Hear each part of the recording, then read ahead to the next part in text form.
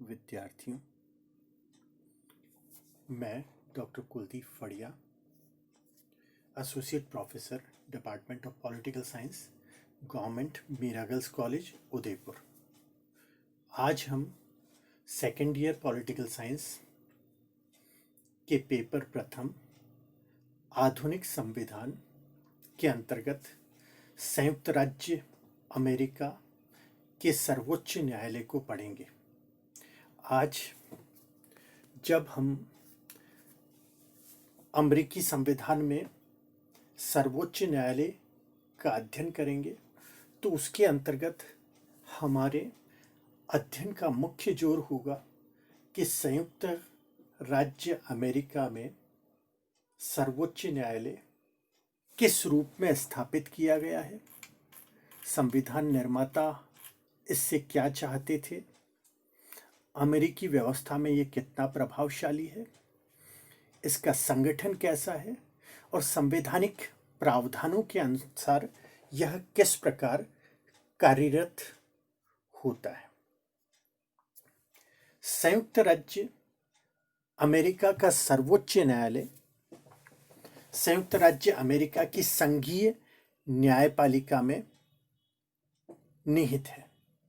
इसमें सभी संघीय और राज्य अदालती मामलों पर अंतिम अपीलीय अधिकार प्राप्त होता है, जिसमें संघीय कानून का पहलू भी शामिल होता है और मामलों की एक विशेष संकीर्ण श्रृंखला पर मूल अधिकार क्षेत्र, विशेष रूप से राजदूत, अन्य सार्वजनिक मंत्रियों और कंसल्स को प्रभावित करने वाले सभी मामलों और उन पे जिनमें एक राज्य एक पक्ष हो सकता है। हम देखेंगे कि सर्वोच्च न्यायालय का संगठन एवं अधिकार क्षेत्र किस प्रकार का है और यह किस प्रकार लागू किया जाता है। न्यायालय न्यायिक समीक्षा संविधान के एक प्रावधान का उल्लंघन करने के लिए एक कानून को अमान्य करने की क्षमता रखता है, जिससे सामान्य अर्थों में हम न्यायिक पुनरावलोकन की शक्ति के नाम से भी जानते हैं। यह संविधान या वैधानिक कानून का उल्लंघन करने के लिए राष्ट्रपति के निर्देशों को भी रद्द करने में सक्षम है। हालांकि यह कानून के एक क्षेत्र में किसी मामले के संदर्भ में ही कार्य कर सकता है जिस पर उसका अधिकार क्षेत्र निहित होता है। यह अदालत अर्थात सर्वोच्च न्यायालय राजनीतिक उलटफेर वाले मामलों पर फैसला कर सकती है, लेकिन उसने फैसला दिया है कि उसके पास गैर न्यायिक राजनीतिक प्रश्नों को तय करने की शक्ति संविधान के द्वारा निहित नहीं की गई है। संयुक्त राज्य अमेरिका के संविधान के अनुच्छेद 3 के द्वारा स्थापित सर्वोच्च न्यायालय की संरचना और प्रक्रियाओं को शुरू में प्रथम कांग्रेस द्वारा न्यायपालिका अधिनियम 1779 के माध्यम से स्थापित किया गया था। बाद में 1869 के न्यायिक अधिनियम द्वारा निर्धारित न्यायालय में एक मुख्य न्यायाधीश सहित 8 सहयोगी न्यायाधीश शामिल होते हैं। सर्वोच्च न्यायालय में प्रत्येक न्यायाधीश का कार्यकाल जीवन पर्यंत होता है, अर्थात जब तक वह न्यायालय में अपने पद पर बने रहते हैं, जब तक वे इस्तीफा नहीं दे देते, सेवानिवृत्त नहीं हो जाते, उनकी मृत्यु नहीं हो जाती या उन्हें पद से हटाया नहीं जा सकता या हटा नहीं दिया जाता।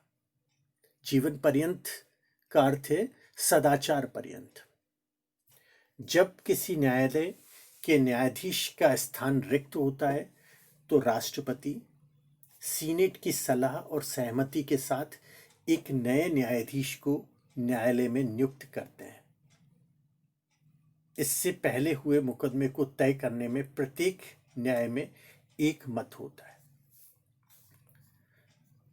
सर्वोच्च न्यायालय वॉशिंगटन डीसी में कोर्ट की बैठक के रूप में काम करता है। इसका कानून प्रवर्तन करने वाला कार्यकारी अंग सर्वोच्च न्यायालय की सुप्रीम कोर्ट पुलिस है। संविधान का अनुच्छेद 3 न तो सर्वोच्च न्यायालय का आकार निर्धारित करता है और न ही उस पर कोई विशिष्ट स्थिति। हालांकि मुख्य न्यायाधीशों के कार्यकाल का अस्तित्व स्पष्ट रूप से अनुच्छेद 1 धारा 3 खंड 6 में स्वीकार किया गया है। इसकी बजाय इन शक्तियों को कांग्रेस को सौंप दिया गया है। वर्तमान में सुप्रीम कोर्ट में 9 जस्टिस अथवा 9 न्यायाधीश कार्यरत हैं, जिसमें एक मुख्य न्यायाधीश है और 8 उनके सहयोगी न्यायाधीश। मुख्य न्यायाधीश वर्तमान समय में जॉन रॉबर्ट्स हैं। कोर्ट के वर्तमान सदस्यों में क्लैरेंस थॉमस 27 अक्टूबर 2020 तक 10,597 दिन 29 वर्ष और 4 दिन के कार्यकाल के साथ सबसे लंबे समय तक सेवा करने वाले न्यायाधीश बन गए हैं। इस अदालत में शामिल होने के लिए सबसे नए न्यायाधीश एमी कॉनी बैरेट है, जिनका कार्यकाल 27 अक्टूबर 2020 से आरंभ हुआ है।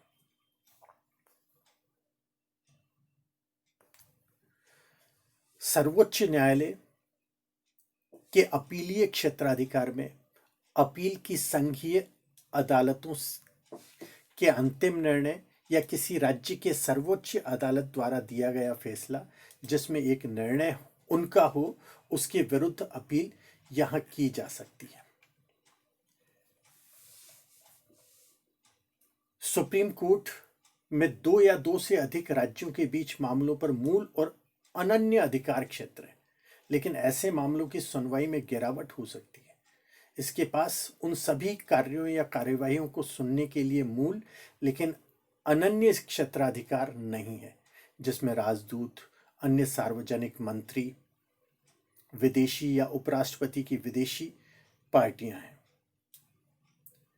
संयुक्त राज्य अमेरिका और एक राज्य के बीच सभी विवाद और सभी कार्य या कार्यवाही एक राज्य दूसरे राज्य के नागरिकों के खिलाफ या एलियंस के खिलाफ इसमें पेश की जा सकती है। 2018 तक सहयोगी न्यायाधीशों को $2,55,300 का वार्षिक वेतन मिलता है और मुख्य न्यायाधीश को प्रतिवर्ष $2,67,000 का भुगतान किया जाता है। अमेरिकी संविधान का अनुच्छेद 3 और उसकी धारा 1 में कांग्रेस को अयोग्य न्यायाधीशों के लिए वेतन को कम करने से रोकता है। न्यायिक पेंशन संघीय कर्मचारियों के लिए उपयोग किए जाने वाले एक ही फॉर्मूले पर आधारित है, लेकिन एक न्यायिक पेंशन अन्य संघीय अदालतों के न्यायाधीशों के साथ सेवानिवृत्ति के समय उनके वेतन में कमी नहीं की जा सकती। 1789 के न्यायपालिका अधिनियम द्वारा सुप्रीम कोर्ट की शक्ति राज्य की अदालतों से अपील पर विचार करने की बजाय केवल संघीय अदालतों हेतु बनाई गई है।